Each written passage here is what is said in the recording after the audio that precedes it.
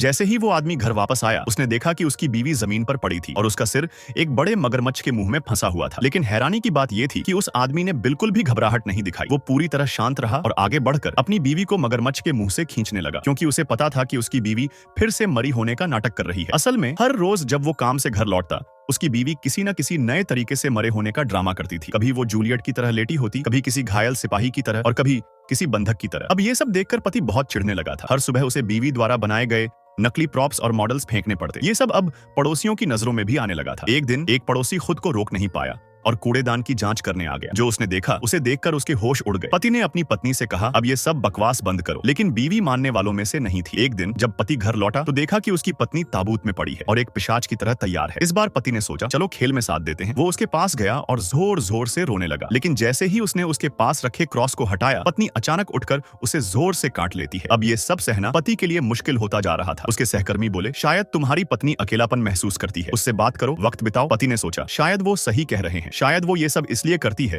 क्योंकि मैं उसे वक्त नहीं देता। अगली शाम जब वो घर लौटा तो उसकी पत्नी जमीन पर बिछी थी और तीरों से भरी हुई थी। पति मुस्कुराया और उसके नाटक में साथ देने लगा। इससे पत्नी बहुत खुश हुई। अब ये खेल और भी बड़ा हो गया। कभी वो पति से कहती, मुझे एलियंस से बचाओ, तो कभी उसे डायलॉग्स और स्क्रिप्ट देती कि क्या बोलना है। एक महीने बाद पति पूरी तरह थक चुका था। उसे अब घर जाने से भी डर लगने लगा था। एक दिन उसके दोस्त ने कहा, चलो बाहर डिनर पर चलते हैं। पति अपनी पत्नी को भी ले गया और उसे अपने दोस्त की पत्नी से मिलवाया। पत्नी को एक दोस्त मिल गई। अगले दिन पति ने छुट्टी ली और अपनी पत्नी को बाहर घुमाने ले गया। उसने सोचा, शायद अब ये ड्रामा खत्म हो जाएगा। लेकिन जब वो घर लौटा, वहां खड़ी थी मिस्र की रानी।